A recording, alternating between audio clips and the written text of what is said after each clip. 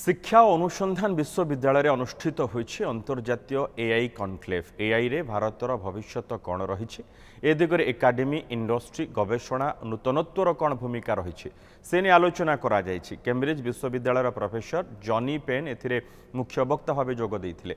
AI रु मिलिबाकु थिबा सुविधा असुविधा नहीं से चर्चा करथिले। एहार प्रभाव जलवायु उपरे बेस अधिक पड़ुछि बोली से कहिसंती। विश्वविद्यालय एआई व्यवहार करबा अपेक्षा एआई डेभलपर सृष्टि करने को नहीं आलोचना कॉन्क्लेव कैम्ब्रिज विश्वविद्यालय professor Johnny Penn, Guyana ambassador Dharmkumar Siraj, Bolivia ambassador Arlete Gavrila, सुआभिसी प्रदीप्त कुमार नंद प्रमुख जोग देइथिले।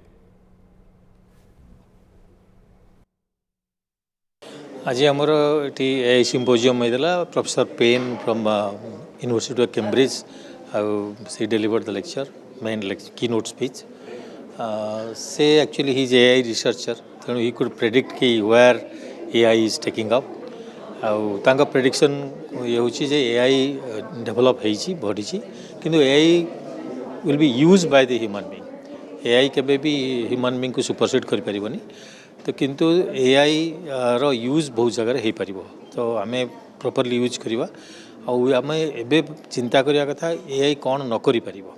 तो बहुत जिनस क्लाइमेट को से कहले एआई केंति प्रॉब्लम हम तो आउरी केतेटा इश्यू कहले तो सही सब बर्तमान ह्यूमन इंटेलिजेंस यूज करके आम चिंता करवा एआई सबू जगह जे करि ता नुह कि पूरा ह्यूमन बीइंग को रिप्लेस कर ता नुह।